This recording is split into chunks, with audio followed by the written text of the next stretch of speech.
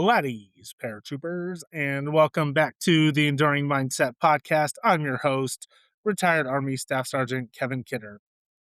Today's conversation is one I think is going to resonate with a lot of people, especially veterans, leaders, and entrepreneurs, or really anybody navigating transition, struggling with identity or rebuilding after life's changes happen unexpectedly.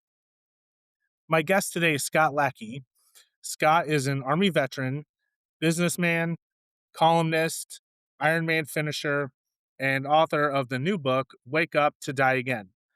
This conversation goes deep into military transition, purpose, failure, faith, ambition, and the reality that sometimes the hardest seasons of life end up shaping us the most. Scott shares stories from growing up in Arkansas, serving in Germany and Desert Storm, chasing entrepreneurial dreams, losing everything, rebuilding, and ultimately learning that some of life's greatest lessons come through pain and perseverance.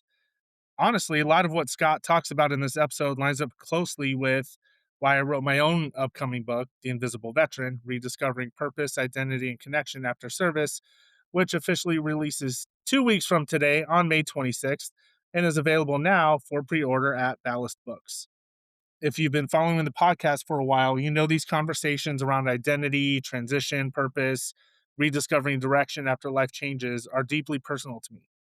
So I think this conversation with Scott is a perfect lead in to a lot of the themes we'll continue discussing over the next several weeks and months.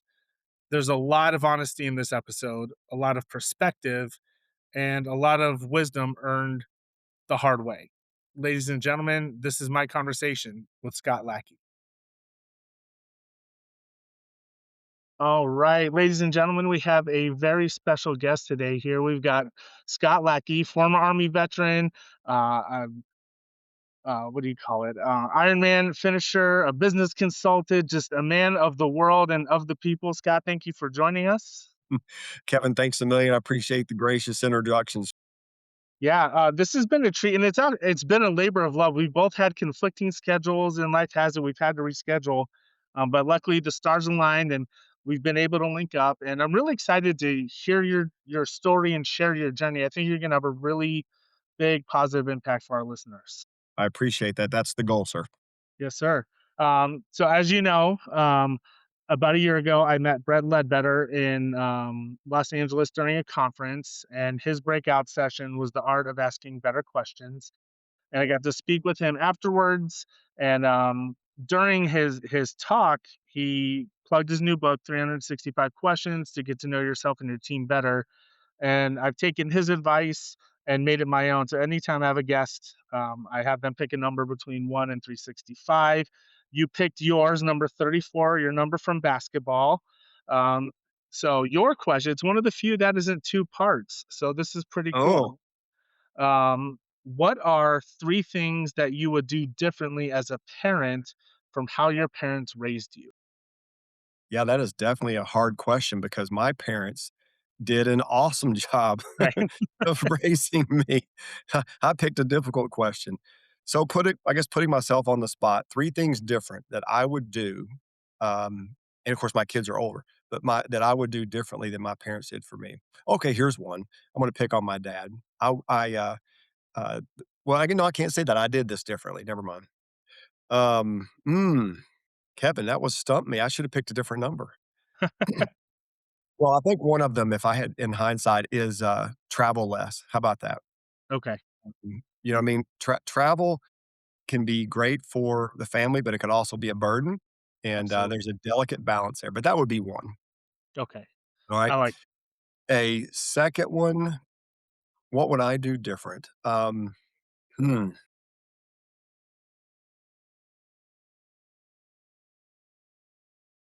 I think getting the family together more. Uh, Mm, I think we would do that more. That would be something I would do differently. Um, and then that's really important long term for, just that's just important. And then a third thing I would do differently. Hmm, I guess I'd have to say go to church more. okay. I like Yeah, that. Those would be the 3 things that come to my mind, and you made me think. I was surprised I was gonna get a hard question. Yeah, I know they're great. He's so insightful, and Yep, the concept behind it was when you meet with clients or whomever you interacted with in your business, get away from the surface level stuff and for make sure. people think and get creative juices flowing. I love that you said travel less. Actually, I didn't get into it with my daughter, but she expressed her displeasure with me living out here, even though I am moving back to Michigan, and how it's been difficult for her. Yeah, Getting the family together is huge. I think maybe we all kinda grew up with more family-oriented things, not even just holidays, but weekends, more frequent stuff, and I'm definitely guilty of that. I've been selfish with my time. I want my kids and my wife to myself, and, um, I think we're more geographically dispersed nowadays than we were many years ago, and it does 100%. create a friction point, but my dad's a great example of this. He travels all the time. He is the kidder that is going to see people. He's the glue guy, so he makes the efforts, and definitely going to church. There's been periods in my life where we went to church frequently. There's been some big gaps, but definitely over the last 2 3 years, it's been a staple. So that's great insight. Thank you. You're welcome, and I appreciate you starting out with those questions because I actually, am also a columnist for a newspaper. My stories are published, on Saturdays, and, I actually wrote an article. I didn't know I was gonna get this question today, but I actually wrote an article about asking better questions. I talk about questions are like buoys that sit on top of the water, and you can stand in the shallow water and get shallow answers, or you can get out in the deep water and get the deep answers. So I appreciate this book. Oh, that's fantastic. It's at whatdriveswinning.com. I'm not sponsored or anything. I just love Brett. Yeah. Um, we'll get to it later, but who are you calling us for? Who do you write for? Sure. It's a local newspaper here in Georgia called the Noonan Times Herald. It's an award-winning newspaper, and I'm a columnist there, and they publish my, writings every Saturday, my stories. Fantastic. We will get there, but let's learn about Scott from an early age. Tell us where are you from? What were you like as a kid? What'd you do? Sure. I was a young Indiana Jones, self-described. I was all about adventure, and and I mean that in the greatest literal sense. Was born and raised in the northeast corner of Arkansas, Jonesboro, Arkansas. So I spent all of my, youth there until I decided that I was not going to college. I was gonna go into the Army, and that's where it all started. Wow. So there's probably a lot of negative connotations or misconceptions with Arkansas. What was life like there? I mean, is it rural backwoods, Yep. banjos playing, or is it a little bit more sophisticated? It's funny you say that because, Arkansas is a tale of 2 states, okay? And if you drew a diagonal line from the northeast corner all the way down to Texarkana, almost, right? Wow. Everything on the west side of that is beautiful mountains, absolutely beautiful mountains, and you would be shocked how populated it is with people from the north who retire to Arkansas.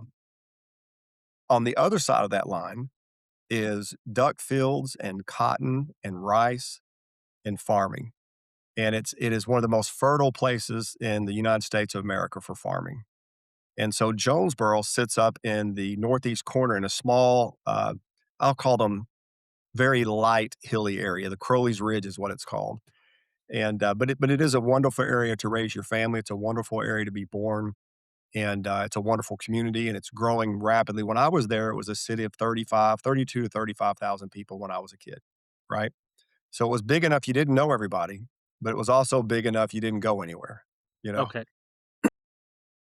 Like, is that part of the Ozarks? I remembered following my son on, his, location when he was making the cross country drive, and I think you drive through part of the Ozarks. Depending on where you are, the Ozarks are typically in the northern part of the Okay, state, but yes, that's where the Ozark Mountains are, that's awesome, and I love that you referenced Indiana Jones because what kid didn't wanna be right? an explorer? Like, I was thinking about this Yep. the other day, like, why are there not, like, explored like, we're exploring space, but we don't have these adventurers anymore. We settled the West, and we've kinda just settled as a country, but we're not exploring and expanding and really making new discoveries. That's missing in the youth of our children. I did to my very best to ensure that excuse me, my son and daughter had those adventures, and they did. Not to the extent I did, but they had a large part of it. And what I mean by that is, I would leave my house on a Saturday morning with food and snacks and candy, on my motorcycle, and the rule is I better be back before the sun set, right? And of course, they could hear my motorcycle as a two-stroke. They could hear me halfway around the world, but they never knew where I was. And if I could have stayed out all night, I would. But when I say adventure, that's what I meant. I was out exploring, and that was certainly a a gift to myself when I got in the military, believe it or not. But that was my life growing up, and I loved it. I loved everything about it. I agree. I remember whether I mean, I moved around a lot. I lived in Nevada, Virginia, California, New York, Michigan. In Virginia, the forest behind our house was a giant rock. We called it the boat. We would have epic private battles, and in Michigan, we had, a little bit more marsh than people think, and we'd be gone until it was dinner time. Yep. My son carried it on in Germany. Him and his friend, they would go to the officers' side of the housing and Uh, terrorize officers' kids, and, where were you stationed in Germany? in Stuttgart. Okay, we were neighbors. I was in Schwäbisch Gmünd. Oh, yeah, absolutely. He did that. Even when we moved, on in Fort Bragg, like, he and his friend would just take their Nerf guns and traipse around everywhere. Yep. They had a couple running water moccasins, which was great. Yep. Oh, no, listen, we built forts. We cut trees down and built Yeah, forts that were, honorable of being in the War of 1776. I mean, so that's fantastic. Now, you mentioned you didn't go to college. Was that, like, a self-aware decision, or, did circumstances force it? no, it definitely wasn't circumstances. It was self-awareness, but I couldn't call it self-awareness at the time because this freedom I'm talking about, when you grow up the way I grew up, you never thought about tomorrow unless it was another adventure, right? And that carried with me through my middle school and high school years. The weekends were sacred to me because, if I wasn't playing basketball or running track, the weekends were sacred. Going to the lake with my family, doing all of these fun activities. Matter of fact, that was my life in high school. I was excellent at having fun, right? And I did not think about tomorrow, and I was excellent, right? And there were 3 people in my life, my senior year in high school, that asked me questions that forced me to get uncomfortable and forced me to think about tomorrow. One was a teacher who told me I was not college material, and there was a big hoopla there. My basketball coach asking me, "Where do you wanna play basketball in college? Because I need to make some phone calls." And then me telling my dad about what the teacher said to me on a business trip, and he said, "When I get home, we're gonna have a family meeting," and you didn't have family meetings in my family. That meant something bad was gonna happen. And he gave me 3 choices. He said, "You can go to college, or go to college. You just let me know." And to fast forward, he gave me 2 weeks. I'm not kidding, to pick a college. And that really this sounds so stupid now, but at that time, it ripped me from the inside out because I had no idea what I wanted to do, and I was panicked. Mm. And 2 nights before I was supposed to give them my decision, in my panic, laying in my bed at night, this wonderful commercial comes on TV with tanks and soldiers and helicopters and that wonderful music, and it said, "The Army, be all you can be." Right? Remember that? Greatest recruiting slogan ever. Ever, ever. And I sat up on my bed. I'd never seen the commercial before. I sat up on my bed, and then it says, "We do more before 8 AM than most people do all day." And I swear to you, Kevin, every atom in my body, I said, "That's me. I wanna know what that means. I wanna know what the answer to that means. I want that adventure. Whatever that is, sign me up." And so 2 days later, sitting on the same couch across the room from my parents, my dad said, "All right, son, level with us. Which college did you pick?" I said, "Dad, I'm not going to college. I'm joining the Army." And there was silence. Yep, and my mom, her head dipped, and she started kinda tearing up, and my dad just paused. His facial expression didn't change. And then he goes, "You know what, son? That's gonna be good for you." That's fantastic. Parents know, dads know. Yeah. Well, and my mom, I remember, this is not in my book. I tell this story in my book, but my dad turned to her and he said, "Don't be upset." Because my dad was in the military. He was in the army as well. Served, he was in South Korea, among other places. He said, he told her, and she had a piece about that, but she said, "You don't need to worry about it. This is gonna be good for him. He'll be surrounded by guys that are gonna take care of him." And that was true. Yeah, that's phenomenal. I love that your dad was in the military and recognized the opportunity, Yeah. and you discovered it on your own. How fun is that? Listen, I didn't know it then, but it was a life course change that changed me forevermore from somebody I could never be again, right? Where if I would have went to college, I don't again, I wouldn't be here today, I don't think, talking to you for sure. Yeah. What do you remember most about that transition from young man getting ready to enter adulthood and who you became through the military? Ooh, what do I remember the most? It's actually quite simple. The military and I got along very well, okay? I was promoted faster than my peers. Basic training, outstanding soldier of the cycle. Same thing at MOS, outstanding soldier of the cycle. Same thing at PLDC. You know, anyway, if it could be, if there was an award, I was dress right dress, high speed, low drag, right? You could shave in my boots, okay? Mhm. Shave your face with the reflection of my boots. That is the military. I aligned with the DNA, and I so aligned with it that what carried with me even today is the phrase "make it happen," right? And that "make it happen" mentality was not my, I'm it's a complete contrast to what I was when I mentioned to you, in high school. That was the other extreme, the far other extreme of me. So, that spirit of adventure and discovery and wanting to know what's over the horizon, all of that stuff came into perfect alignment when I was in the military, when I was in the Army. That's all. What did you do in the military? Yeah, great. I had a wonderful career in the military because I enlisted as what was called a 72 Echo, which was telecommunication operator, but I never worked the MOS. And, um, when I got to Germany, it was my first deployment, was in Germany for 2 years in Schwäbisch Gmünd, and, my gosh, 2nd week there, our, platoon sergeant, who was an ex-drill sergeant, and, you never do this, but I don't know why I did. You're gonna laugh when I say this. He did the question, "I need a volunteer." And I just raised my hand, man, and I was the only one. I don't Mhm. even know why. Still to this day, don't know why I did it. And he's like, "Come here, stupid." And he said, "This is," he said, he made me stand in front of everybody.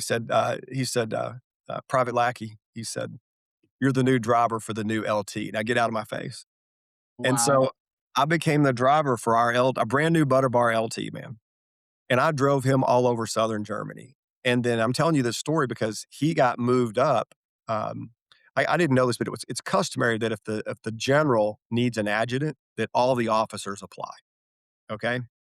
And he, according to the story I was told back then, he should have never gotten the position because of his newness, if you will. Right. And but he ended up getting selected. And when he got there to be adjutant for the general needed a driver. And they said, "Do you know anybody?" And he said, "Yeah, my guy."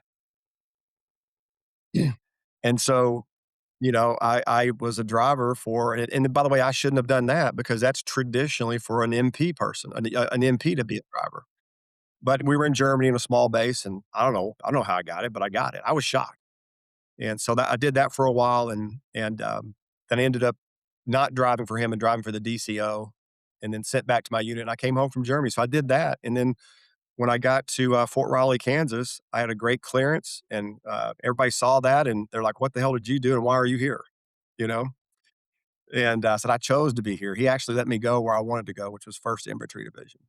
And, but I was in a communications security, two-person team here, man. We guarded the security information. That's all we did, you know? And so that's what I did for my 4 years. Then, of course, I went to Desert Storm, and I was carrying COMSEC when I was over there, and again, with the 1st Infantry Division, and so got to see, the northern part of Saudi Arabia and all over Iraq and the northern part of Kuwait, and came back and didn't reenlist. I came back, did my 4 years and came home, and that was when I transitioned out and into went to college, and then I did the National Guard for 4 years when I was in college. That's the short history. That's really cool. I haven't spoken to many Desert Storm, Desert Shield personnel. 2 of my uncles were, but they're dispersed and just big family that Yeah. I didn't know about. How did how did the military shape your understanding of discipline and responsibility? I mean, you're plucked from, a small platoon, all of a sudden you're driving for a general, which is awesome. I can't wait to get into that a little bit more. But then you're Big Red One, you're in desert. So that's a lot of growth in a short amount of time. Yeah. Yeah. So, because this is an easy answer for me, I mean, it was I love the military. I mean, I was the guy outside when the flag was being raised at Schwabisch Gmünd saluting, man. I was proud to do that. I loved my country. I still love my country. You know what I mean? And again, did I love everything about the military? No, that's a lie. We all know that, right? But I loved what we stood for. I didn't like the nonsense, you know? Didn't like going out to motor pool and doing the same thing over and over again. It's something that hadn't moved for 8 weeks, you know? But but yeah, I love that, and it did not translate at all when I left and went to college. I bet. I bet. One more question on the military. You're this adventurous person at nature. Do you butt heads with anybody? Because you sound like someone who would challenge conventional wisdom and thinking, not in the rebellious, I don't like authority type way, but the way we've always done things is a dangerous phrase, and maybe you would butt against that a little bit. No, my aggressiveness was channeled. I had the greatest leaders in the military, the greatest leaders, man. God blessed me with the greatest leaders, and every single one of them saw my aggressiveness and channeled that and rewarded me for it. And did I bow up a few times when they were wanting to do things? Yeah, but they didn't they actually respected that because I never did it disrespectfully. They knew it was me wanting to be excellent. And if you had this, if you had somebody that's hardcore, that had the best wall locker, that was always up on time, that was always first, always stayed late. I mean, if you had someone that was doing all that, you would push that. Great leaders push that. And so some of the greatest gifts in life I attribute to the United States Army and the leadership I had, and it wasn't just discipline, it was consistency. You know Oh what I mean? yeah, You can be disciplined for 10 minutes, right? But when you add discipline and consistency, that's a weapon by itself. yeah. And I think you hit on two things that we're missing kind of holistically as a society right now. Number one, aggressiveness and an earnest to do well and succeed is not a bad thing. You don't have to necessarily sacrifice other things or be a tyrant about it. It's No, an internal desire. And then the fact that you had leaders who recognized that and encouraged it in a healthy way. I've it seen a yep. lot of it out of the military and kind of as I was retiring, where people thought it was, you're trying to take my job or you're challenging my authority. It's like, no, I want to do more and be more. And you're in a position I want to achieve. Why aren't you helping me do that? Yeah. Again, I could have been in a different situation where people, were threatened by that. That does exist. We all know it exists. But I didn't have that, not one time in the military, ever. It was the exact opposite. I had leaders that I expected to be in the military. That's what I had, That's and they phenomenal. and they rewarded me for that, and they would not only would they reward me for it, they would pull me aside, and they would tell me things they wouldn't tell other people. This is a small thing, but you'll appreciate this. In basic training, they're they will put people in leadership positions, and they will make you fail. They're gonna Absolutely. break you one way or another, right? Mhm. So on the 4th week, we were going out in the field, and that's one of the worst times to ever be picked, as we all know, is being the platoon leader. Mhm. And so, "Come here, Private Lackey, you're in charge," right? But this is where my youthful being out in the woods, being a Boy Scout, doing all that stuff, they literally when we got to our position, I didn't know what the hell I was doing, but when it came to, "You need to dig a foxhole, and you need to camouflage, and you need to build this, you need to get a perimeter." You kidding me? I lived that my whole life as a Right. kid. I mean, I was building foxholes. Again, it looked like we were in the front of World War I. Okay. And so, we get back to base after all that's over with, and I'm getting this positive feedback, and then one of the drill sergeants is like, "Hey, I'm gonna lock the door and I'm gonna take a nap. If anybody comes up here and asks for me, you handle it." And I knew what he meant. Mhm. It was to say, "I don't know where he's at. I'll go find him for you." And I go knock on the door. They're looking for you. You know what I mean?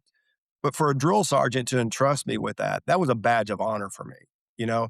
So even as early as basic training, I understood the mission and I attacked that mission with vigor.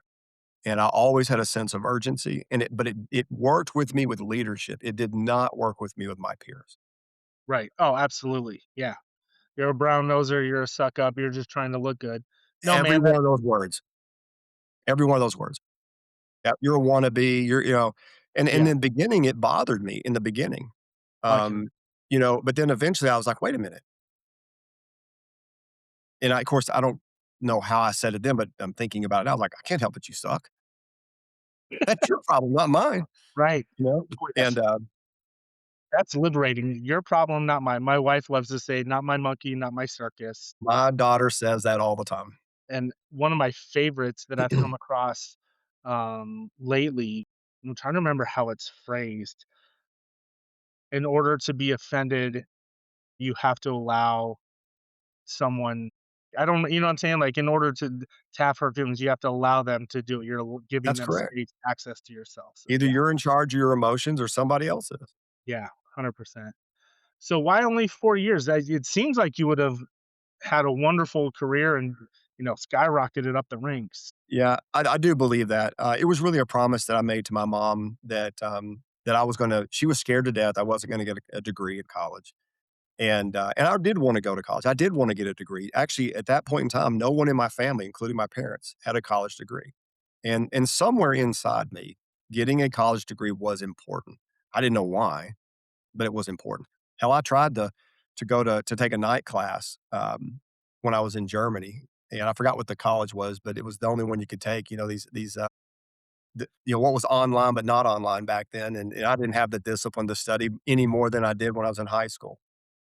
But it was really that. And the second reason was when I was over in the desert, and it was time to reenlist, and man, everybody was in my ear. Grab one of those AK-47s we captured and get your M16 and go stand up by the oil wells. We'll do the swearing in ceremony with all that. I mean, and I was eating it up, and Yeah, but I had that voice in my head said, "Man, why don't you just wait till you get back and make that decision?" But I knew in the desert I was gonna honor my promise to my mom, and I did wanna go to college, and my 4 years were up, but I did wanna stay in the National Guard. I didn't wanna get out, right. and so I did join the National Guard and stay in, and that was fun, and I was really thankful for that. I That's will say awesome. this one funny thing, though. I show up the first day to report to my National Guard unit in my normal uniform that had a can of starch on it, right? My boots shine, haircut, hat on, and I walk in and the first words out of my mouth is Sergeant Lackey reporting for duty, right? And I had my packet to give to him, and there were 2 guys sitting behind the traditional gray metal army desk that we've all seen. Mhm. Both turned to me, and one of the guys goes, "Hey, man, I don't know what the hell is going on here, but you're gonna need to relax." That was the first thing out of his mouth, you know? Culture shock. I love hearing the can of starch and the booze. There was something cathartic about knowing when the duty day ended, you'd go up to your room, you'd for me, I'd throw in a big dip, I would grab my kiwi, i get I'd starch my uniform, shine my boots, and then it was ironing, and by then it was 7 o'clock, 7:30, Yeah. you don't have energy to go do dumb stuff, so Yep. go to Dollar Walk or eat day old cold pizza and go to bed at 9. Like, I Walk think over to the PX it or do something, yeah. right? It kept us out of trouble for a long time. Yeah. Um, it sounds like you had an initial hint of, okay, life after the military may not be what I thought it was gonna be. What did you expect life after the military to look like? And, what was the AR? What did happen? Yeah. Well, I failed to mention an important thing, that was the tipping point for me in the desert, and I guess I should have mentioned this. The tipping point for me was when we were in one of our most forward we were in our most forward location in Saudi Arabia before the ground war started. I mean, literally, I could see the berm. Mm, That's yeah, we were one of the most forward units, where we were, attached to 7th Corps, and I was on guard duty, and during the day, we had been laying basically some communication lines out to a forward operating position, multiple positions, miles of this stuff. It was awful. It was just awful. And out on guard duty, I envisioned this loosely fashioned triangular piece with a blade and all this stuff that would we could hook to the back of the truck, tow it, and it would unspool the communication line, go through a tube into the trench that was being dug, and then drag a chain behind it and cover it back up. We had a truck driver and 2 guys on this thing. We ended up finishing, 3 days worth of work in 3 hours, you know? It worked. Now, it was crude, but it worked. And the guys I was with, they're like, "Oh my god, man, you've created an invention." And they realized it before I did. Hell, I just wanted a shortcut. right. And that night on guard duty, it just settled with me. They're right. This is my invention. This is my next adventure. And so that was the tipping point for me that sealed the deal of I'm not gonna reenlist. I'm gonna stay in the National Guard, but I'm gonna go to college. I'm gonna find a way to make some money, and I'm gonna launch this invention, and this is gonna be my future. It's gonna make me a millionaire. That's what's gonna happen. So I left the Army with my peacock feathers spread out, no money left in the bank account, okay? Headed to college to become a business student and a millionaire with my invention. Awesome. It sounds So, awesome. yeah. Yeah, well, I mean, I love the vision. Um, what what was college like? Was it different? 'Cause you're a little bit older than probably most college students. Were you 4 years. apprehensive? Did you enjoy it? Yeah, so that's yeah, I love that, follow-up question because it leads to everything I was able to describe to you about how I operate in the military. I just carried that forward because doesn't everybody else operate this way? Isn't everybody else high speed, low drag? Isn't everybody else dress right dress? Yes, sir. No, sir. Please, thank you. Attack the hill. Is that not everybody else? No. No, I was a rare bird, man. And my very first class was a Monday, Wednesday, Friday, 8 a.m. Mm, military history. And I picked it to be my very first class. yeah. And my first day in class, my professor at the university proceeds to pick me out of the crowd and explain to me why, for 10 or 15 minutes, we wasted our time, energy, and resources going over to the desert. It shouldn't have been to all this, just, of course, he wasn't saying it to me, but he was saying it to me. And so I failed that class. I didn't know as a freshman you could withdraw from classes. I just stopped showing up. You know what I mean? That was the first class. And anyway, so that was my introduction to college. That was my introduction. And but again, what was elevating my soul was screw him. I'm going to go do the invention, right? But that was just a train wreck, man. Yeah. Did you finish your degree? Did you do, Yeah. 4 I years? graduated in 4 years, and I got a degree in finance. Awesome, okay. What did you now, was that part of the plan with the invention? Or did you wanna go finance is a lucrative profession, you can make a lot of money and help a Yeah, I didn't realize I wanted to major in finance until I got into my sophomore year and started understanding, what business classes were like. But it was also some television shows that gave me this allure of a new adventure in finance, right? And it wasn't banking. I would have nightmares about, being a teller at a bank, right? That was the most common question people asked me in college. Oh, a finance degree, you going to be a banker? And I'm like, no, what, what is everybody in finance and banking? That's just is not the case. But that was what I followed, but it tied into this idea of wanting to build a business right around some idea, my invention, and that all tied together nicely. But again, I wasn't a great student. I had terrible skills as a student because of what I didn't do in high school. Right? I mean, you heard of I think you'll get a kick out of this. You've heard of people that graduate cum laude and all that, right? Mhm. So my dad used to joke with me that I graduated beta sum. You know what that is? No, I think I understand the translation. Yep, barely squeak by, At least we but okay, you I know? like it. So, anyway, so, in college, I attended classes. You know, I did enough to get by, but I just wanted to focus on building my invention. And literally everything that I tried, because I left the military with that make it happen attitude. Everything's excellent. Everybody wants to be excellent. And no, nobody cared, Yeah. right? And I had professors telling me, "You're wasting your time. Why don't you just wait till you get your degree and figure it out after that?" I had business leaders telling me, "You need to invest in this, you need to do that." I'm like, "Okay, well, show me how to do that." And they wouldn't show me anything. And now my parents over here that want the best for their son, but they're kind of shaking their head like, "Man, why don't you just focus on school?" And, all this stuff. I had friends telling me, "Stop talking about it. I don't care." You know? And again, it wasn't like I don't think they were being hateful or mean, but it was like, here's a guy that's been on the front page of the newspaper about his invention. He's talking about changing his life.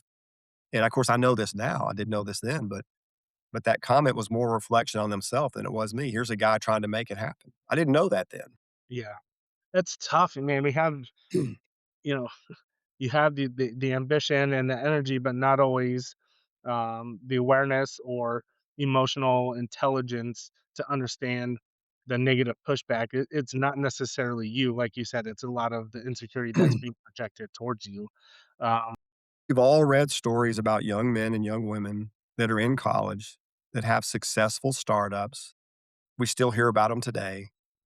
And maybe they just made a small business out of it. Maybe they made enough to get it through college. Maybe they turned it into $1 billion company. We've heard of all that, right? But it is equally true that we never talk about is what about those who had the same idea, but it didn't work out? so were you able to patent your invention? Did it become a quote unquote success? No, here's how it ended. Through great frustration, I was getting ready to give up, and I was working at a Dillard's department store in the men's department, and really one of my low points. And a wonderfully dressed, perfectly dressed man comes in a suit and tie, just pristine, the epitome of a business person, right? And he asked me when he was checking out, uh, if I worked there full time and all that stuff. And I said, no. I said, I'm just here temporarily. I'm trying to get my invention up and running. And man, he just started quizzing me about the invention. How'd you come up with it? And we turned up to a 30 or 40-minute conversation at work. And of course, I just vomited because I wanted somebody to talk to about it. Maybe Right. he had a solution, and I did. I didn't care. And his questions were wonderful. And so in the end of that conversation, he reaches into his pocket and he pulls out a card and he's the president of one of the big local banks. He says, "Why don't you come by my office and see me?" So right around that period of time, there was a commercial on television from a company called the National Idea Center. And they were telling people for small investments, they'll help you take your invention to market. So I'd seen that commercial. And the president of the company said, "Come by and see him." And I connected the dots and said, "I need the money. I'm gonna give it to these people. This is what I'm going to do." And fast forward that gentleman, after several meetings, you'd never have this happen today, but he loaned me the money that I needed, which was I had $3,000 in the bank. He loaned me $7,000 and let me sign off on it personally, just as a man of honor. And he gave me the money, and I took my 3,000, 7,000 at the counterintelligence of everybody else, right? And, my dad even asked me right before I did, he said, "I'm not gonna tell you not to do it. It's your money, it's your idea, your dream." He said, "But are you sure you really wanna do this? Put your future at risk." And I'll never forget telling him, "I'm more worried about living with this the rest of my life and not doing it than I am worried about losing $10,000." I And so love that. he said, "All right. Well, I believe," I was desperate. I wanted this to work. I believed in it. It worked in the desert. It Mhm. wasn't like I didn't try it. Right. So I gave the money to the National Idea Center and, all that activity started. I had a renewed spirit and I was full in alignment. Finally, it's like I was back on the hill, screw everybody, you know what I mean? And weeks went by, and then the phone calls became fewer and fewer. And then a few months went by, and the phone calls stopped getting answered. And then the federal government shuts them down as an organization that's committed wire fraud and swindled people out of money all over the United States. I can't remember the number. I want to say it was something crazy like $60 million or something. Wow. Yeah, it was a big number. So that was a final straw for me. You know what I mean? And I Yeah. never did anything with it, you know. And yeah, it was called the Wire Dog, and I hate everybody hated that name. But, I mean, you had the guts to try and you stood on your convictions. I mean, there's a lot of people who they stand on the sidelines and they critique the quarterback, the people in the game. Like, I mean, you're the man in the Yeah, arena. That's we phenomenal. we've all read that beautiful poem, and and I can look back on it easily now, and I tell the story. If I were just standing on a stage telling the story, I can make it sound so beautiful. Right. It was ugly, Oh, yeah. but the reason I'm just highlighting that because one of the chapters in my book is especially dedicated to this topic, which is the gifts are in the pain, right? Success taught me nothing but failure, but failure gave me all the gifts that I needed. So Absolutely. all of that stuff that happened in college that was very uncomfortable and I was not happy about, it gave me some of the most wonderful lessons that I carried forward into future businesses. I mean, that's so spot on. It's so poignant because I think a lot of the listeners, they're going to be somewhere in that story, whether they've recently transitioned, they're in the middle, which for me is the never ending story where Atreyu stuck in the pits of sadness. Um, it's okay, guys. Like failure is amazing. It's such a wonderful teacher. Even just from personal experience. One, you learn about yourself. Two, you learn about the people in your life. I've been blessed with amazing family, amazing friends, people who see the best in me, who encourage me. And when I do fall on my face, they let me sit there for a minute and then they help me back up and say, okay, what's next? Let's get into your book for a second. What's your book called? What was the inspiration? What did you want to Yeah. do with the book? Yeah, great question. I think what I'll do is I just got my author proof today. Well, congrats. Do you see it? Wake up to die again. I love it. Yeah.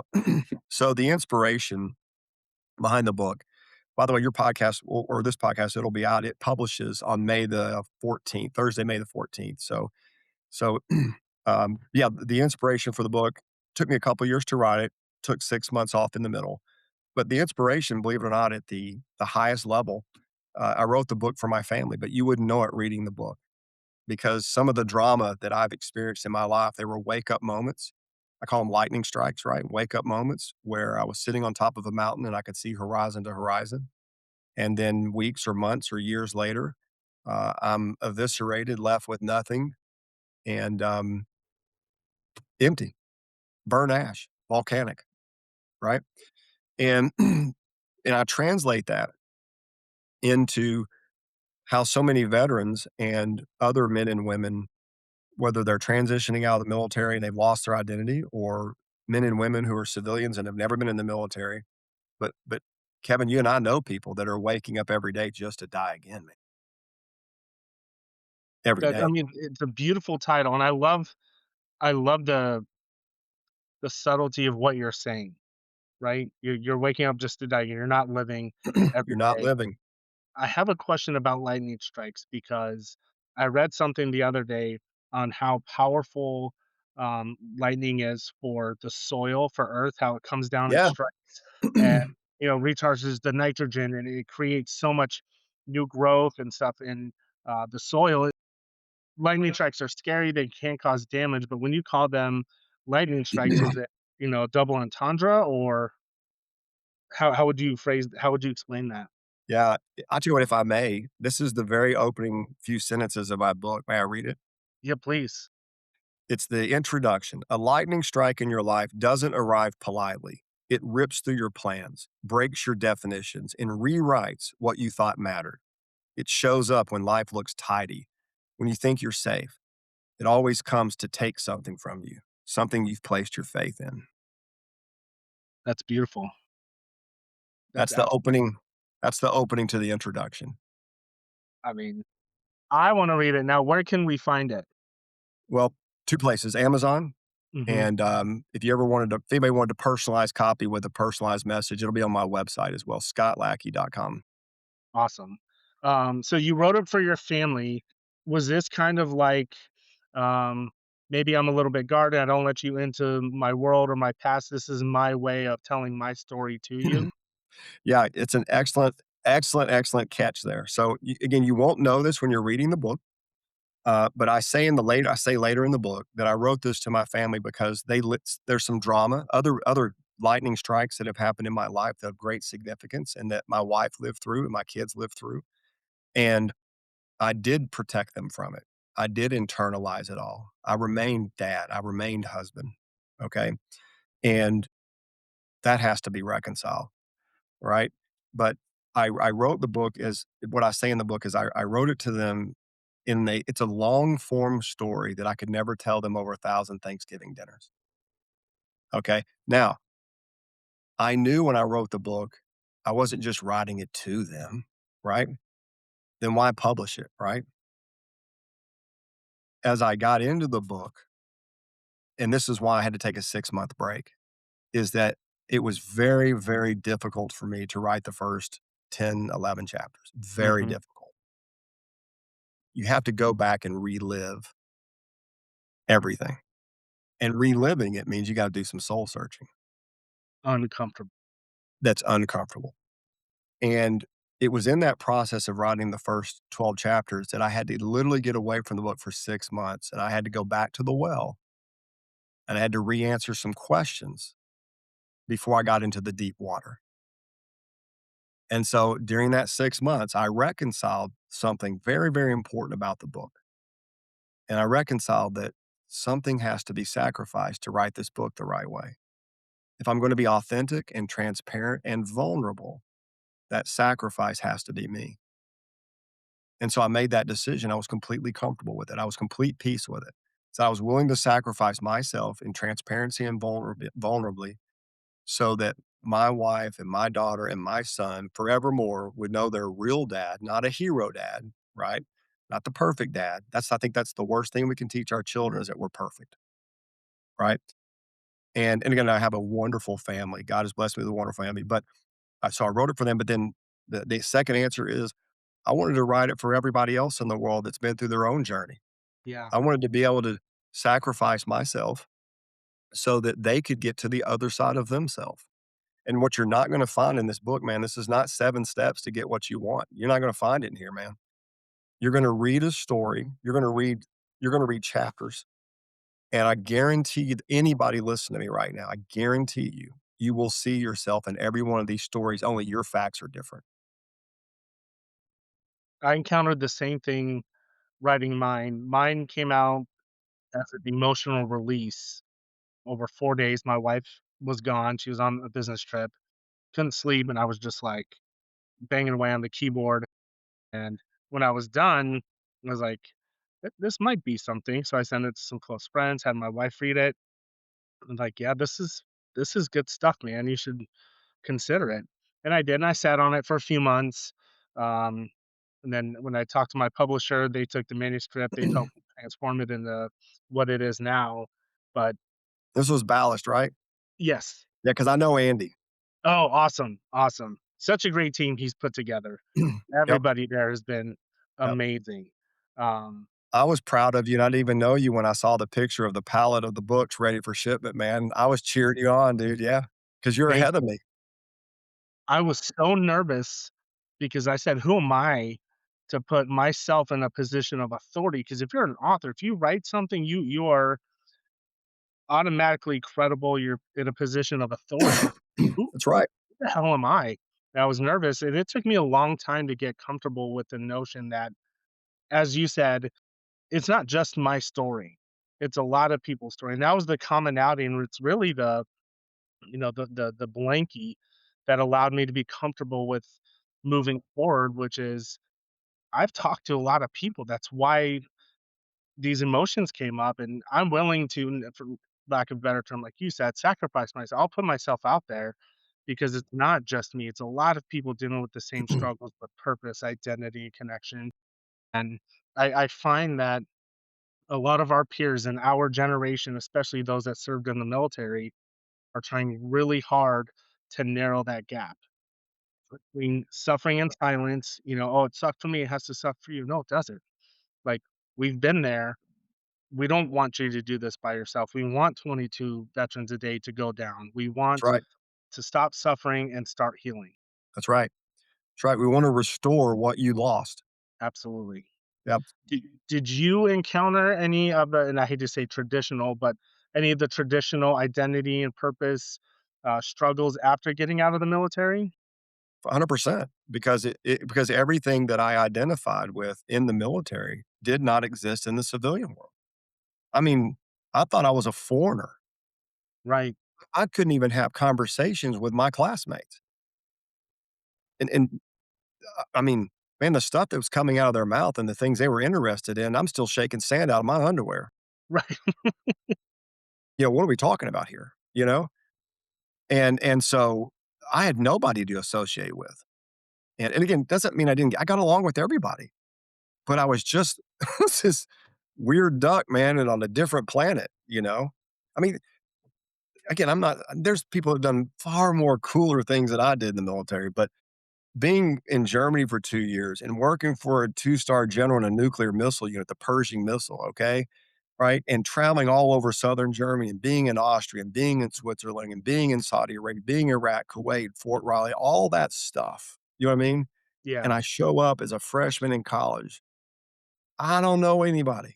I can't even I could not relate. right, And again, most of the guys in my National Guard unit, I loved hanging out with them, but it was Saturday and Sunday, and we right. weren't doing anything, you know?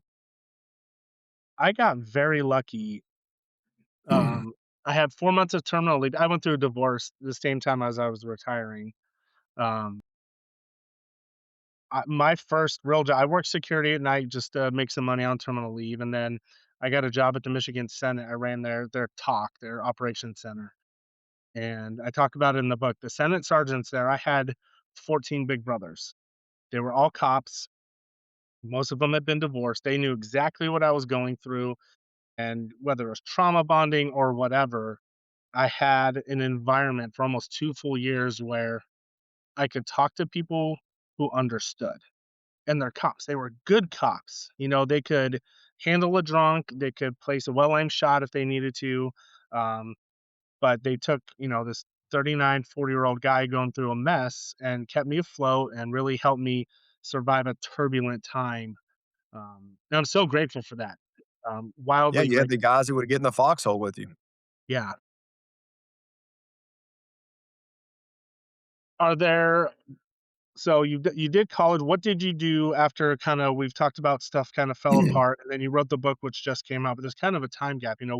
What did Scott do Yeah, during that time period? yeah, definitely, yeah, this is where we get into Scott's 9 lives. Another time frame, if you will, so I'm now, a senior in, college and getting my degree in finance and have no clue. I'm kinda flashback to high school. I'm in a very similar place, not exactly, but I'm in a very similar place I was in high school, except that I wasn't living in the moment, right? Mm, I was in a similar place in the sense that I had no idea what I was gonna do after college. I had to get a job and make a living and live somewhere and do something, and what does that look like? Because nothing else has worked the last 4 years, right? And, I started applying for jobs and, nothing worked. And so I have to tell you this story because this is so me. I love flying, I love airlines, right? I don't mean like being on the plane. I love travel and adventure, all that stuff. yeah. And I somehow got in my brain, I don't remember why, but I got in my brain that I wanna work for an airline.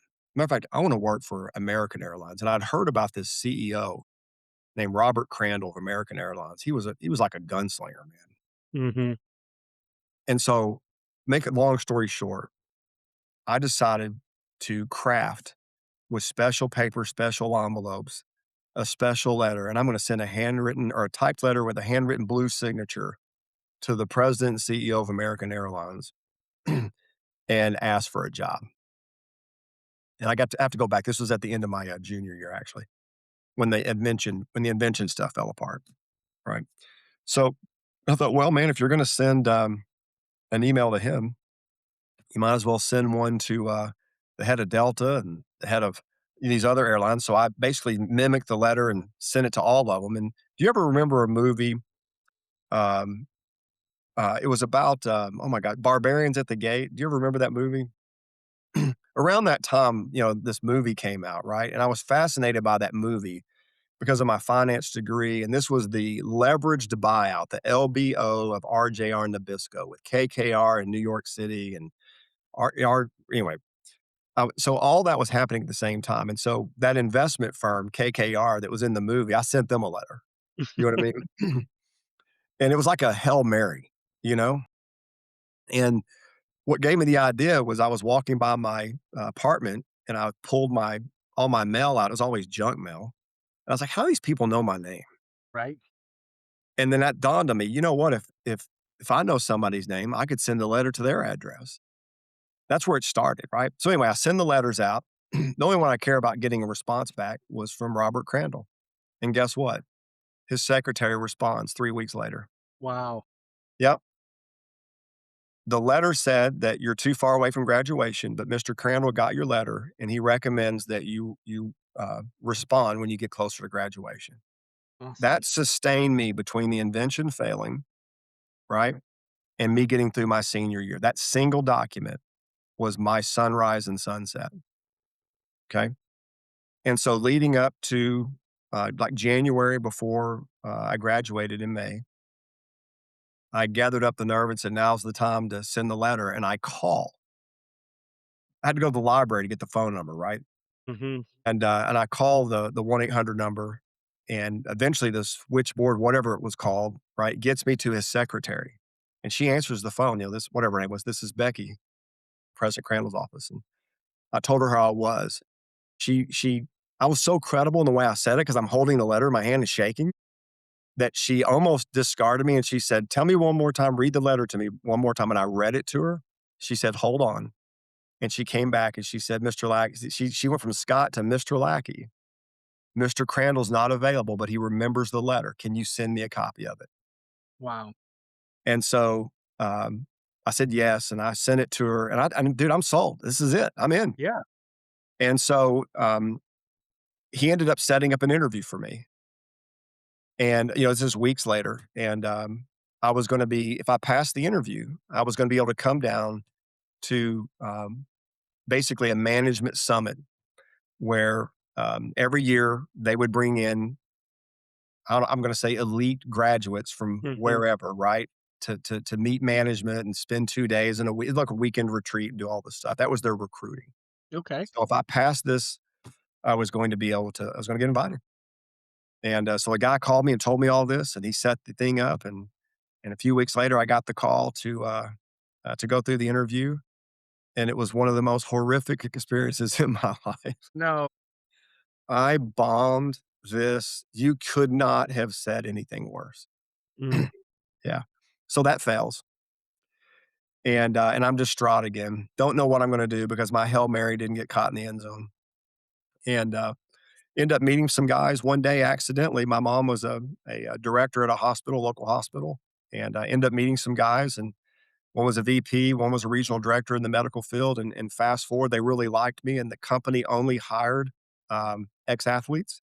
They only wanted athletes in their sales organization because they knew how to work as a team. They knew how to be a great, all that stuff. So combining my military and being an athlete, and they interviewed me and sent me all over the place to interview, and ended up hiring me. And so they had two territories open, one in Arkansas and one in Dallas, Texas.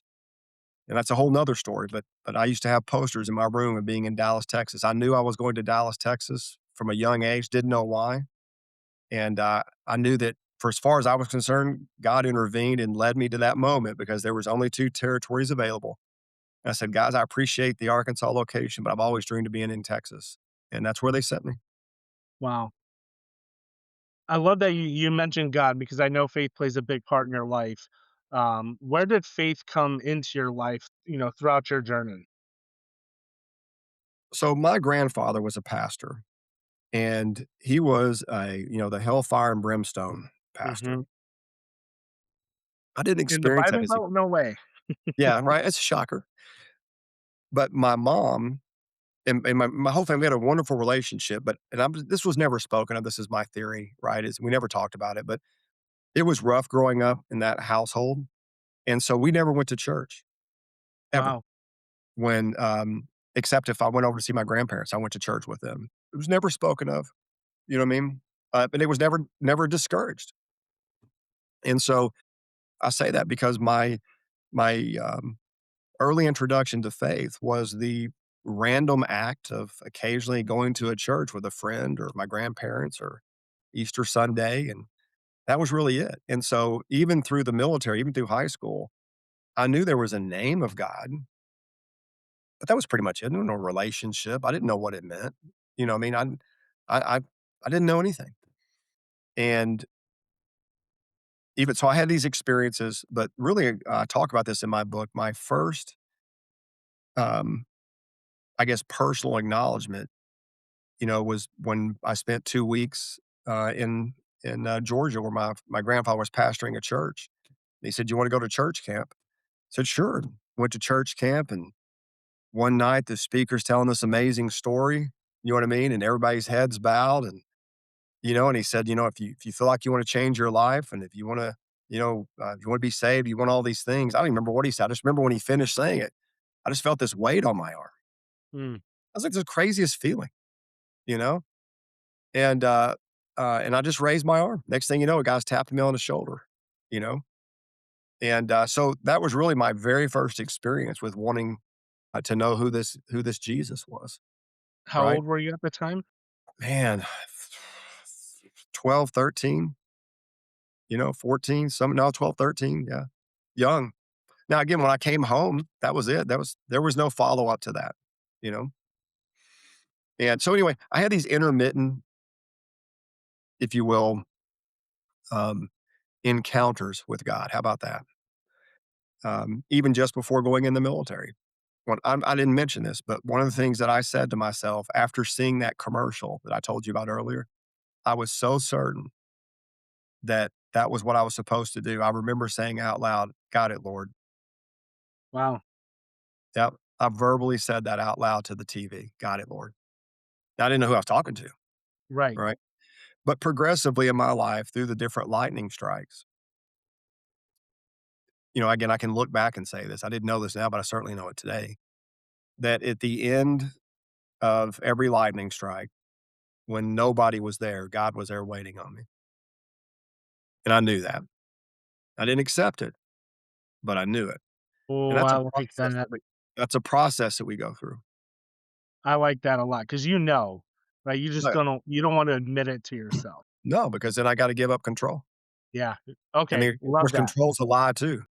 Yeah. Oh, absolutely, right? The only control God mentioned in the Bible is self-control.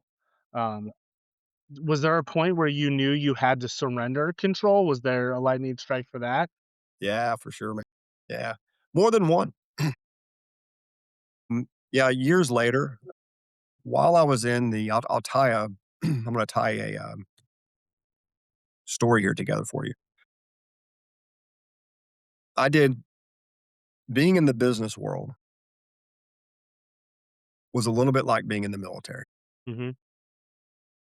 Because they hired only athletes, my famous love of the phrase in the military, and I still use it today, "Make it happen." We were all about make it happen, and I excelled wonderfully, outperforming people that had been in the company for 10, 12 years.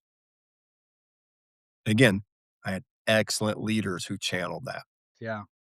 One night, on a Friday night, sitting in a neonatal intensive care unit, rocking a baby in a place I shouldn't have been at late at night, 8, 9 o'clock at night, because they asked me to come back. I didn't want to, but I did, to deliver some temperature sensors.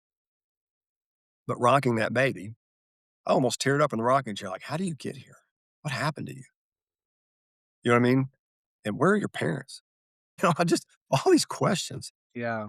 And it was quiet, and you can hear a little beep, and it's a little warm in there, and I describe this in the book, but this fully formed thought came into my head of a I didn't know what it was called, but I called it a childhood health passport.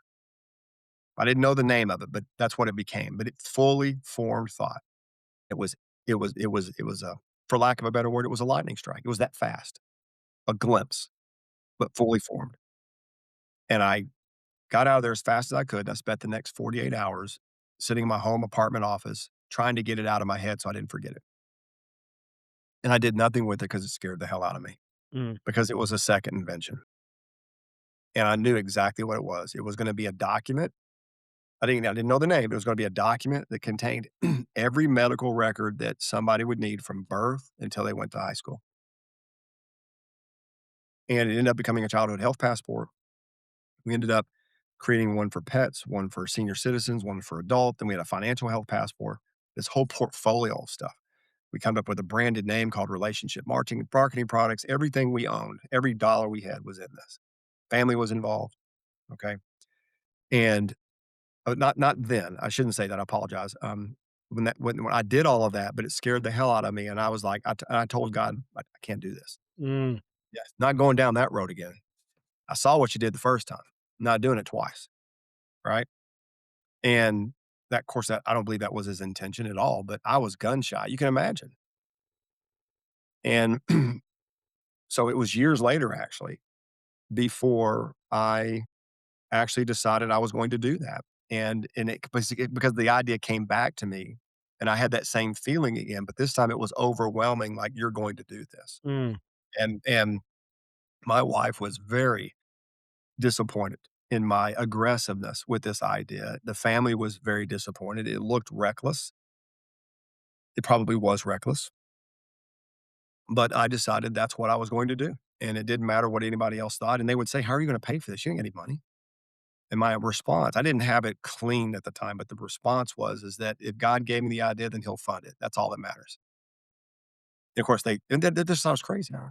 So fast forward, getting to the lightning strike because it's coming, is, the business plan was doing well enough that it attracted private equity, and we signed an agreement for $3 million to fund the business plan. Won the business lottery, Kevin. All that garbage that led me to that moment, the letter Mhm. to Robert Crandall, American Airlines, the college, the military to make it happen, just all of it wrapped up in a contract, man. $3,000,000. I That's big. remember I literally called when the deal was done and we and the money was wire transferred while we were on a speakerphone closing the deal, and we hung up. I immediately picked up my cell phone and called the bank. This is back when you could do that.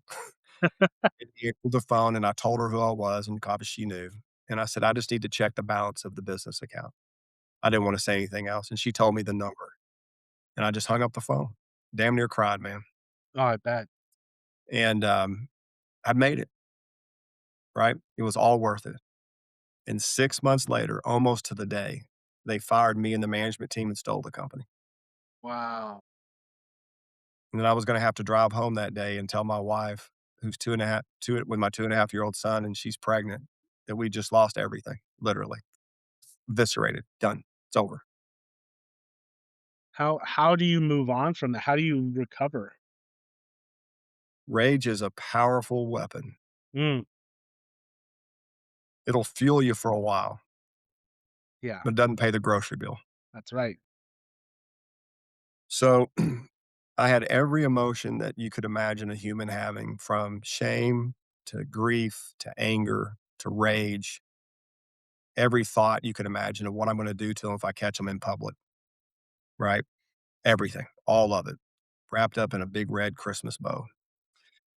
And, um, but the answer to the I'm sorry, but the question was, how do you recover? And the answer is very slowly, and I'm gonna give you a formula that I use even today, but it's honestly, it's lily pads.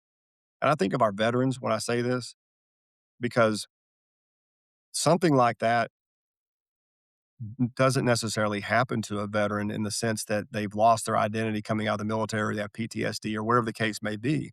But I think about that because you end up in the same place, right? You just get there differently. But the same hole's the same hole, the same blackness is the same blackness, Mhm. right? Feel soulless. And numb doesn't even touch what you feel, right? So I was able to, I think, a little bit from a military perspective and to some degree safely compartmentalize this because the everybody sued everybody, as you can imagine. And so the act of knowing that I was taking action was a venting space for me, if you will. And but the recovery, yeah, was slow. Yeah, because I had to go lily pad. It was day to day. You know what Mhm. I mean? And but one of the things that I did, and I made a decision early on, is that I was gonna protect my wife and my son and my daughter. I was gonna be a husband, I was gonna be a dad. Now she was pissed off to all end because she believed in this product as much as I did. Hell, some days I think she was madder than I was because it was kids, you know? But but anyway, that was it was yeah, it was a day by thing of digging out, and it took me, several years to really fully recover from that. But going back to the faith thing, I think it's worth telling you that I don't remember where I was when this happened, but I struggled a long time with the question we all ask is, "Why me? What happened? What did I do? What did I do? You Right. gave me the idea. Yeah. Did we not have this conversation that I wasn't gonna do this again because this crap was gonna happen again? And now it's $3,000,000? Help me understand how we got here." That was the conversations I was having Oh, I bet. with my creator, and they were one-sided conversations 'cause I was so mad I didn't even want an answer, Mhm. you know? But one day, I actually got an answer, and it was the last thing I expected, and the answer was a word. And that word that was planted in my head was stewardship. Mm. And I thought I was going to vomit because I knew what stewardship was the opposite of. It was the opposite of ownership. And so I was like, damn, I thought I owned this. And I was doing things because I owned it. Where did I take this? I wasn't supposed to take it. And had I been treating it with stewardship versus ownership, you and I may not be talking today. Yeah. Right. Now, not only that, um, that's carried with me for the rest of my life, stewardship versus ownership. But am I saying that I just take all the blame for everything? No, I take responsibility for it. Right. Then there's a huge difference. Yeah, take responsibility. But no, we all had a lot to blame. You know what I mean? Including the investors, Right. Oh, absolutely. you know? But anyway, stewardship versus ownership, man. And I had absolute peace, Kevin. I mean, absolute peace when I understood the difference between stewardship and ownership. And I was okay with that then. If God gave it to me, he had the right to move it. And I'm good with that. Whatever he's doing, I'm good with because he knows. So It sounds like a true test of your spiritual endurance, if you will. I'll say, Yeah. because Um, I wouldn't call it endurance. You know, it was a straight up spiritual battle, right. uh, because and again, it wasn't like God was saying this to me, but it was this feeling of, you know, of, I guess I'm gonna be "Yeah, Scott, how are you gonna reconcile that?" Yeah. I mean, there was, just so many I can't even remember all the questions, there were that many questions, Mhm. but they got answered by one word. Isn't that amazing that you can go around the earth 47,000 times trying to look for all the answers, and you get a one-word that's exactly what God would do, is give you a one-word answer, stewardship. Just shut it all down. But, it's his timing, his will, his plan, not ours. Us kidder boys, we learn lessons the hard way, and I'm still learning. I thought of endurance as because it wasn't just, an isolated incident. It happened multiple times, and, it brings me to something that you've done that I am just the biggest fan of because I can only imagine how difficult it is. I've done a mini triathlon. It was 3 Sprint? 500-meter swim, Yeah. 11-mile bike, and then 3-mile run. You've completed an Ironman, Yep. and that takes a crazy person, a dedicated person, someone who likes, I would almost say, has a punishment or a pain kink, if you will, because to put your body through that is beyond remarkable. Why Iron Man? What drew you to that level of talent? Yeah. It actually started in, early in my life when they were broadcasting in the early days of Kona, on TV. It used to be on Yeah. Oh, I television. used to watch on ESPN. Yeah. Yeah.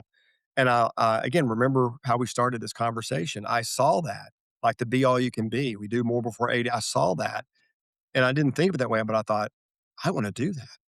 I don't even know what the hell this means. I don't even know how to train for this, but I knew I wanted to do it when I saw it when it was being broadcast on television. One of those things that we do in life, we have these big dreams, and we never get around to doing it.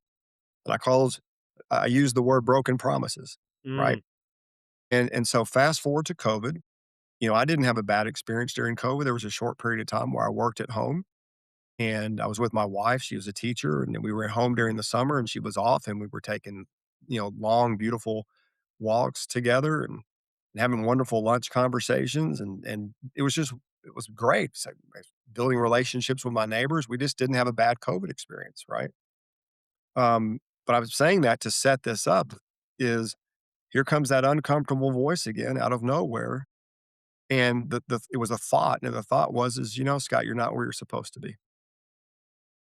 I'm like, where the hell did this come from? Everything's fine, you know? And I just had this unsettled feeling. That's the best way I could describe it. And ultimately I came to it was just became more and more numb. Like, and I just could not explain how I got there. And it was escalating. And ultimately, after wrestling with for a few months, that's where I came up with that word broken promises. That numbness, that discomfort, not being where you're supposed to be, it settled with me under those 2 words, broken promises. And I had to look inward. What do you mean broken promises? Well, Scott, do you remember you promised you were gonna do this? Do you remember you promised you're gonna do that and this and that? Just for some reason, man, my brain wanted to remind me of all the broken promises, right? And by the way, Scott, that's why you feel that way. You don't trust yourself anymore because you keep breaking your promises to yourself. And through that wrestling, just being, transparent here, through that wrestling internally with myself, that's when I said, "You know what? You're right. All of it's true, and I'm gonna do an Ironman now." And so days later, I found Ironman Arizona wow. and signed up, and I didn't tell anybody. Mm, Right now, I had done triathlons before, so when I started training, there was nobody surprised by that because my kids and my wife all knew that I loved triathlon. What was different this time is that dad was making it happen. yeah. Dad didn't miss a workout. Dad was different this time.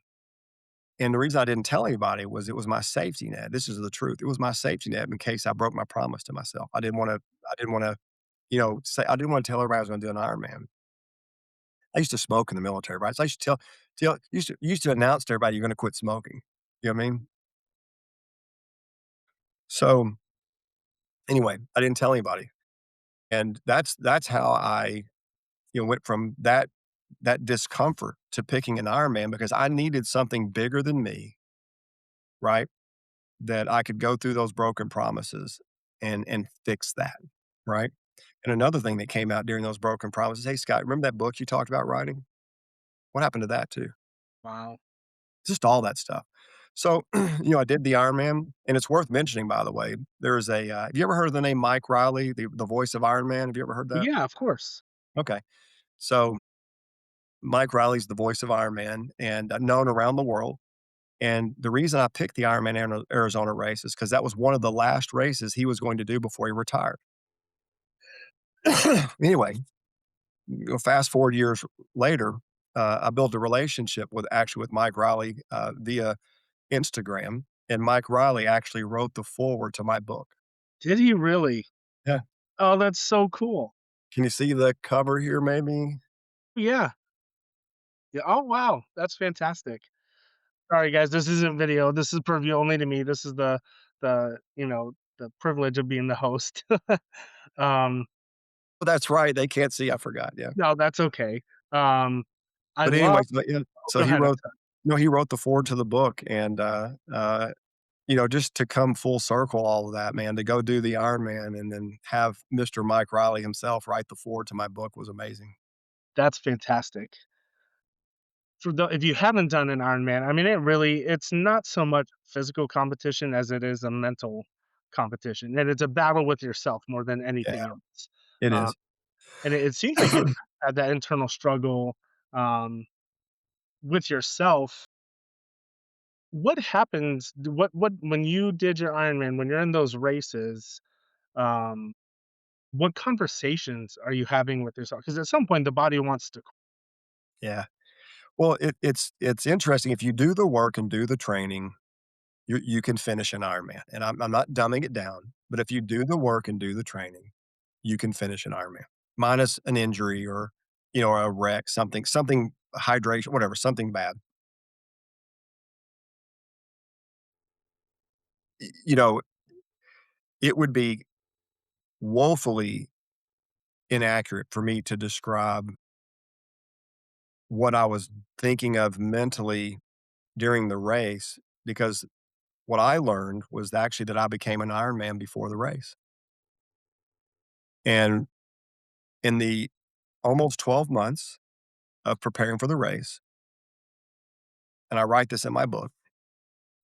I actually, of course, I write it more depth and I say it nicer in my book than I can remember, but I became an Ironman in the 4 a.m. runs in the morning by myself when it was raining, when it was cold, when it was windy, when my legs hurt, when my knee hurt, when I was going to the swimming pool in the cold water, going out to the swims and the bikes and the heat, all of that crap, right? It was getting up in the morning when everything about me wanted to stay in bed, right? And that voice was like, "Hey, man, you've been doing great, right? Your coach is telling you you're doing great.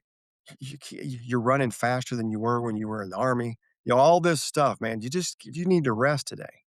And I'd listen to that crap, and I'm not going to say what I said in my head on the podcast, but I would tell it, "You need to shut up Yeah, because I'm going to run you until you puke if you don't shut up." And I that's would awesome. say that out loud, right? And not every day. And there were other days where I couldn't wait to get out there. So it was the totality of that. And somewhere during, and I'm going to get to a point here that I think you'll appreciate. Somewhere in the early stages of the Ironman training, I had to answer another question that came to my mind as I was wrestling with all this. And the question was, "Hey, Scott, what are you willing to sacrifice to do this?" Well, it's an interesting question. Well, I'll sacrifice TV. I won't watch football games, and I'm going to eat better. I won't do as much yard work because I love working in the yard. I just listed all these material things. And right, it was like this internal voice was going, "Yeah, yeah, no, you're gonna have to do that, Scott. You haven't told me what you're willing to sacrifice because you're going to have to do those things. What are you gonna sacrifice?" And then ultimately one day on a run, a long run, I might add, I was miserable. I stopped, I started walking. I go, "Oh my God, I know the answer to the question. The answer to the question is I have to sacrifice me, right? I have to give up, right? More of myself. This I have to give up all the I don't want tos, the lies that you can't do it or can you do it. I got to give all that crap up. And I have to give all up so that I can really turn to myself and be the person I believe I am is, yes, you can do this. But you got to give up all that other stuff before you can get to, yes, I can do this. Now, that's all fine and fancy while you're doing the training. But you still have that question in your mind, am I going to finish this? Right. And so then we get to your question. I answered that. And that was a big relief for me. And of course, I get to the race. I have a personal best on the swim, 2.4-mile swim was beautiful, Tempe Town Lake, right? Mm, I had the most horrific bike I've ever had in my life. I've never had a bike this bad in my life because of the headwind. Had 20-mile-an-hour headwind, and it was just awful. I did have enough nutrition because it took me far longer. You know what I mean? But yeah. anyway, finished the bike, started out on the run, and my knee started hurting early in the run, and I eventually got to a point where I had to walk. I don't know, 16, 17 miles into the race, I had to walk. And there was a moment of panic, and I started doing the math in my head because you have a cutoff time. and I was doing the math in my head of what time it was, my pace I was walking, doing all this subtraction and addition, right? And then in that moment, I realized, wow, even if I have to walk, I'm going to finish. And I knew before I ever got to the finish line, I was going to make it. You Awesome. know, so again, that's more than you really asked for, but I had to go through that beginning part. That was more important to me than it was the actual race, believe it or not. You brought up 2 things that resonate with me.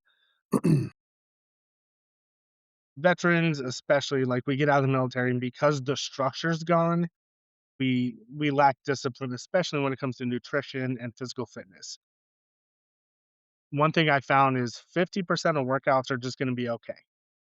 25% are gonna be awesome, they're great, and that's what you live to go for, and then there's another 25%, they suck. And those are the most important ones. Yeah, and I love how you just, like, you didn't negotiate with yourself, "I have to get out, I have to do this." Um, it's that make it happen attitude.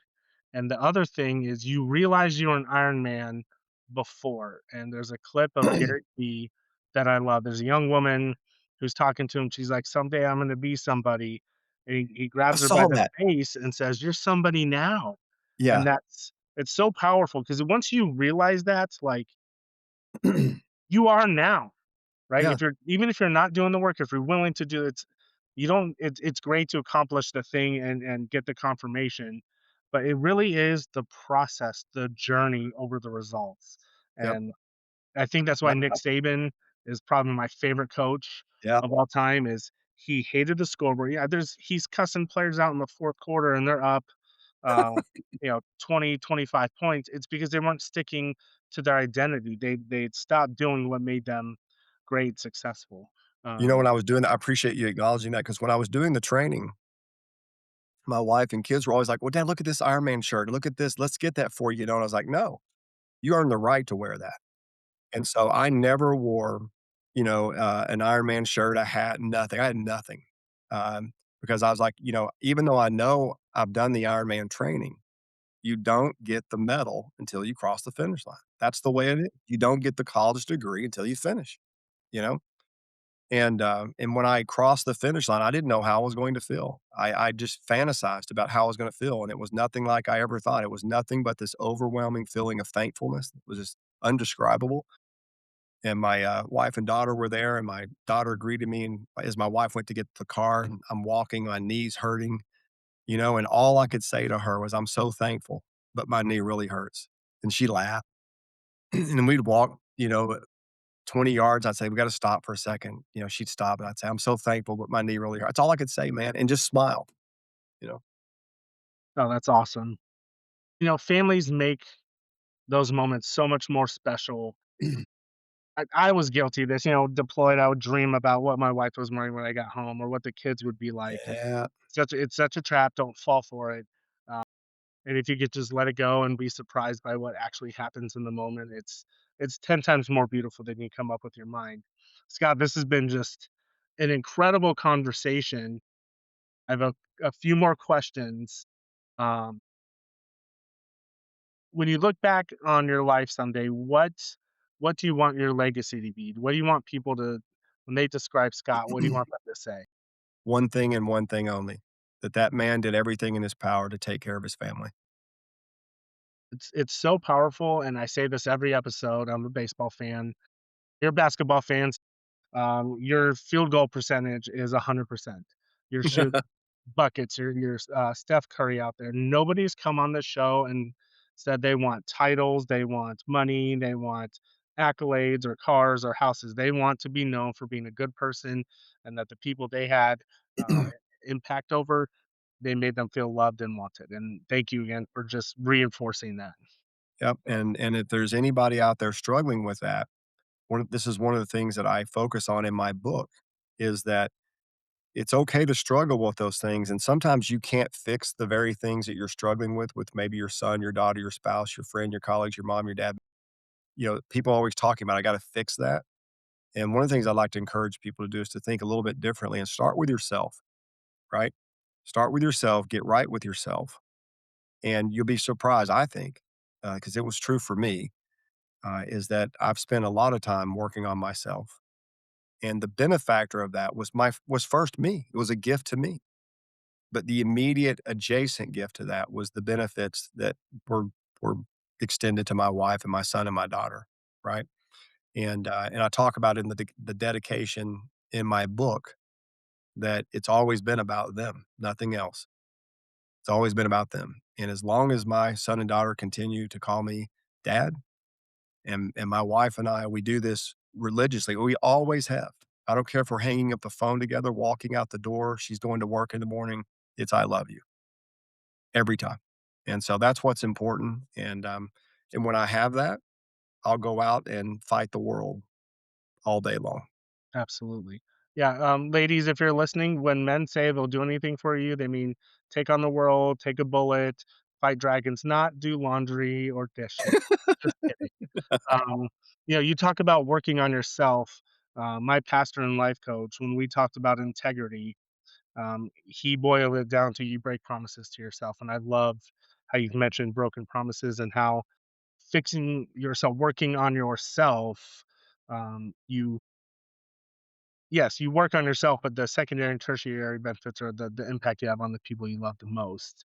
Well, and Um, the component of that I'm not talking about is I don't wanna imply that we can fix ourselves. There's right. the spiritual side of it. I don't wanna leave that out intentionally, is that I mentioned it, or I don't think I left it out, but earlier I said that, when I reached the end of every great tragedy or great chaos in my life, God was already there. He was waiting on me. Mhm. So we have to play, in my opinion, a very active role, right? Not a passive. We have to play an active role of bringing back alignment to ourselves. But there is a spiritual side of that as well that goes hand in hand. Absolutely. And you talk about those tragedies. Um, Finish this sentence. Losing everything taught me. Success. Mm. Can you expand a little? Yeah. It's a phrase that I have in my book, which is that success taught me nothing but failure, and failure taught me nothing but success. It gave me the gifts that I was looking for. I dedicate a chapter in my book that the gifts are in the pain, right? And it's so counterintuitive to think that. It's like Mhm. asking the question of myself. And I think more people should ask this question of yourself before you move forward. Before you say, I'm going to do this, ask the first question before that. What are you willing to sacrifice? Right.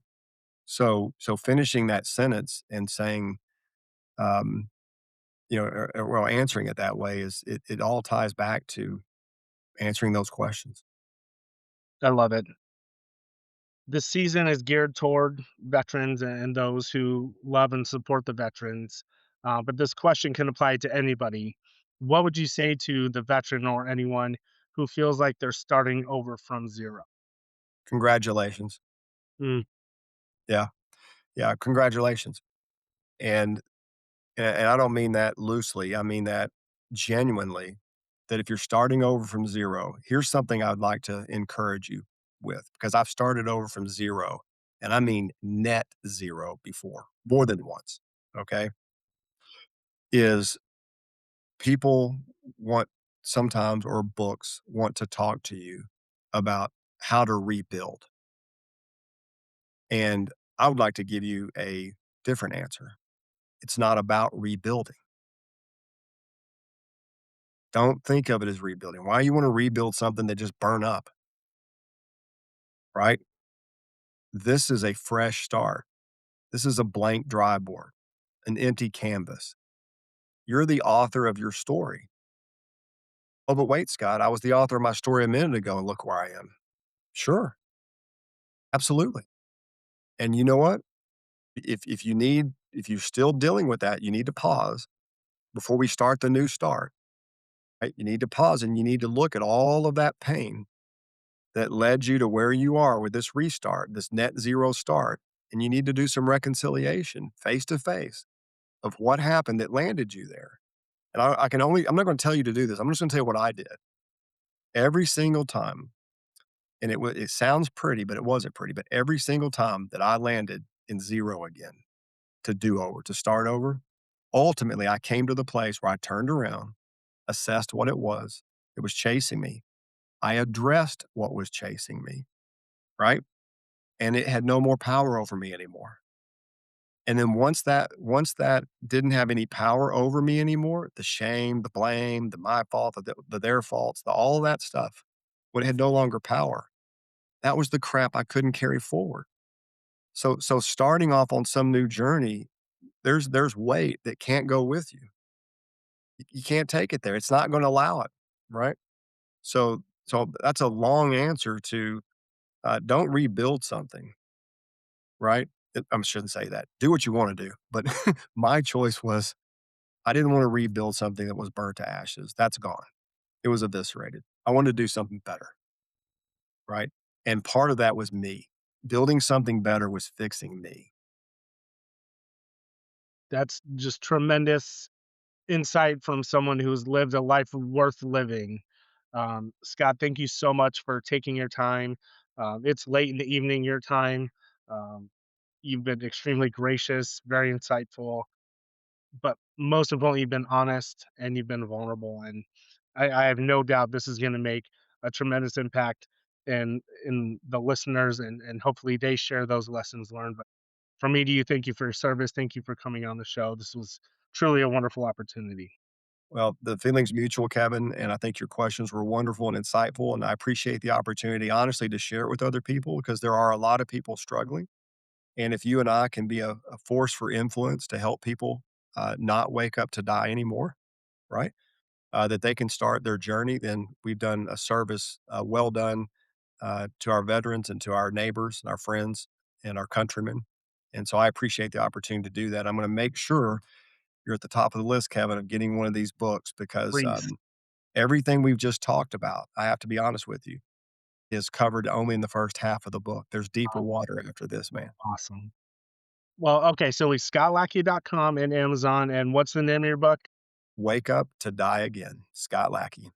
All right, ladies and gentlemen, 2 places, you've heard the name multiple times, you know where to find it. Thank you, Scott. All right, brother. Ladies and gentlemen, that was Scott Lackey. What an absolutely incredible conversation. Scott, your transparency and vulnerability were so humanizing. And listeners, I don't know about you, but I was drawn in like being pulled in by a tractor beam. I really appreciated this conversation because Scott was willing to talk honestly about both success and failure. And I think a lot of us need to hear more of that right now.